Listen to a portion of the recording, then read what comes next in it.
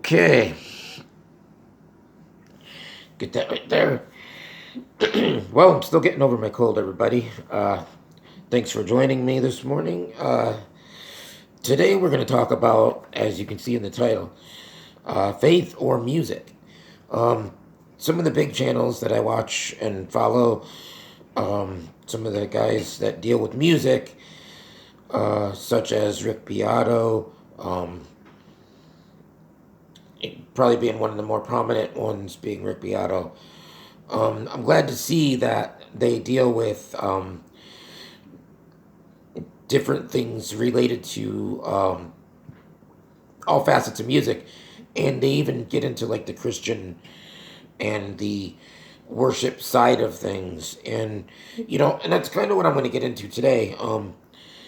We dealt a little bit with disabilities and other things that come to the music that can affect us. But there's been a tension, and I'm taking this a bit farther than some of the other guys have. Um, in that, you know, as somebody who is of faith, there's been a tension between uh, what we would call secular versus like Christian music. And when I say secular, I mean mainstream. Bear with my voice, I'm coming off a cold. But, for years, I began playing, like I said in my last video, back in high school. So for years, I had played on mainstream projects and radio and tours. And so, I've been on both sides, but you get to the faith side, and what happens a lot of times is people will come from different things where they say absolutely no music is okay.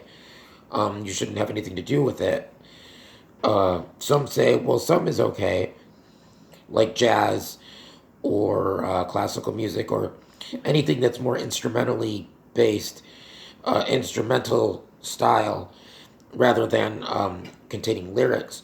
And then others say that only music that is in the church, like the hymns and the psalms, are okay.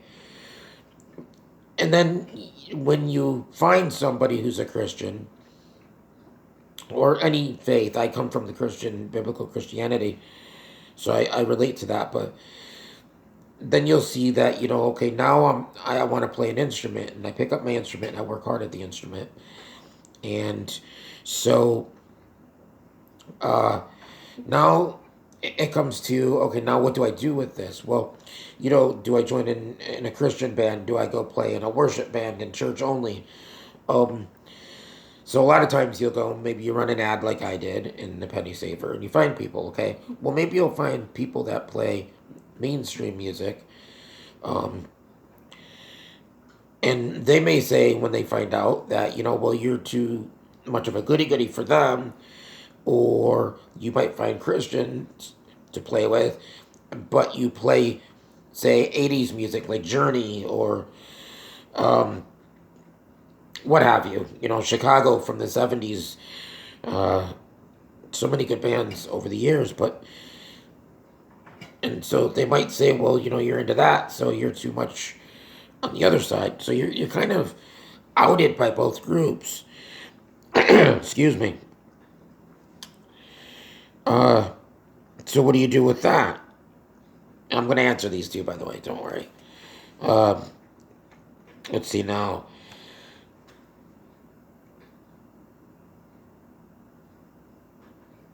Yeah. So here's the thing, and I always go back to this because from a biblical perspective, okay, we see that in the book of Ezekiel and chapter 28, and we want verse 13. Um, we know the story of Satan, whether you're in the church or not. We know the story of Satan. Well, a lot of people don't know that this verse says that initially Satan was created as an angel and he was in charge of music. It says that his workmanship for the timbrels and the pipes, which would be like organs, timbrels being like a drum, a rhythm instrument, were made for him on the day that he was created. Uh, we read I got a couple verses jotted. This is for both sides, so I'm not going to just stay in the Bible, I promise. But Exodus chapter 15, Moses. Most people know Moses, Aaron. They had a sister who danced and played the timbrel in her hand, probably like a tambourine. So, there is the concern that most people know that Satan fell uh, and is an evil, wicked entity now, being. So, I mean, the concern would be from the Christian side that, well, if you get involved in music, maybe that could happen. Because anything that he touches, he corrupts. But that's not always the case.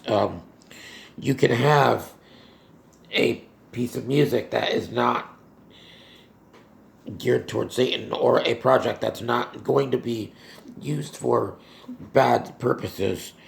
Um, if you go to Psalms and you look at like 149 and 150, it lists several instruments, and it even talks about the loud clashing cymbals, um, the lyre, which is a stringed instrument like a guitar. It mentions strings, tambourines.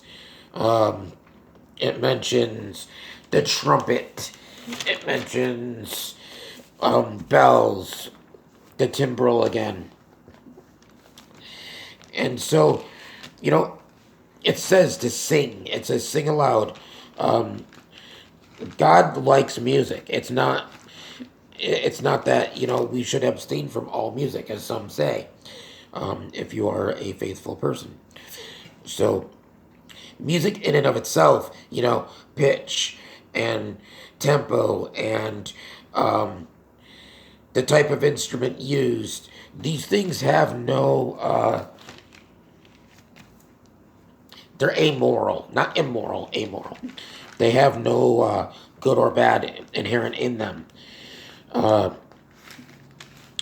and and it says in Philippians 4:8 to do all things, from a pure heart, a good heart. Do things, focus on positive things and good things. Um, we are to do everything, as Christians, decently and in order, which music is ordered. If you play an instrument, there's an order to things. Um, and that's also in 1 Corinthians 14. And, it says that God likes it when we sing aloud with other people and to ourselves in our spirit. And that's 1 Corinthians 14. Singing of psalms, hymns, and spiritual songs together is good. It's encouraged, and we do that in church. Um, Matthew 26 says after Jesus did the Last Supper with his disciples, they sang a hymn and then they went out to Gethsemane. Uh, and and this is where I'm coming down to now is this. And this is where I'm going to kind of answer the question for you guys. The title, as I said, was of this video is Faith or Music. There should not be a need to make that choice and to separate the two out. Um, it comes down to, as I said, with music, there is no inherent good or bad. It's the lyric that you put with it. Last summer, somebody named Cardi B, and I won't mention the name of the song, put out a hit, and it went big. That was morally bankrupt. That was a horrible lyric. And that's what I'm coming down to. It's the lyric and the message that you put out there. My dad always said, words have meaning, they have power. When you put them out there, you can't take them back. And what you say it carries a lot of weight and meaning for the listener. So you want to put a lyric with the music that's going to be something that is decent. You know, I mean, yes, there's going to be satanic bands, there's going to be perverse lyrics, blasphemous lyrics, but we should be more focused on what we're saying. We want to put a message out there. That's the intent of most music. You know, you have something to say and you want to put it to a style of music, whatever style, because you can find Christian music, country, rap, rock, metal, speed metal, uh, house music, pretty much anything you can think of. It's there, and so you just want to really focus on what you're saying, and also don't let people try to pigeonhole get you into a corner because listen, I'll tell you, and you can look up some of these guys to find out what I'm referring to, but you have people like Ray Boltz and David Crowder and there's many of them. I mean, you can look up Hillsong and all these things. There's a lot of people that profess to be Christians that are not even converted themselves that are making it in CCM. And on the other side of things, I'm friends with a lot of the mainstream. Alice Cooper was a neighbor of mine. I'm not going to name drop, but there's Christians that are in mainstream, quote unquote, secular radio. And so, you know, you can find good and bad on both sides. What I want to leave you with, and please make sure to leave a comment, you know, and let me know what you guys think about all this. But I think that it comes down to the lyric, and you have to put something good out there. My lyrics for my band, which is Araya, is not a Christian per se band, are merely autobiographical and contemporary issues and things within our world. So, and I take it from a theological perspective at times. And I do have some theological influence lyrics also. And it's set to punk and rock. So, you know, you have to decide for yourself, but do we throw all music out if you're a Christian? Or do we engage in things? Because we all have something that we're good at. We have all been given a skill. Do we use that skill? Or do we throw it out because the world has its version of it and its misuse of it so that we just don't fall into that and become corrupt?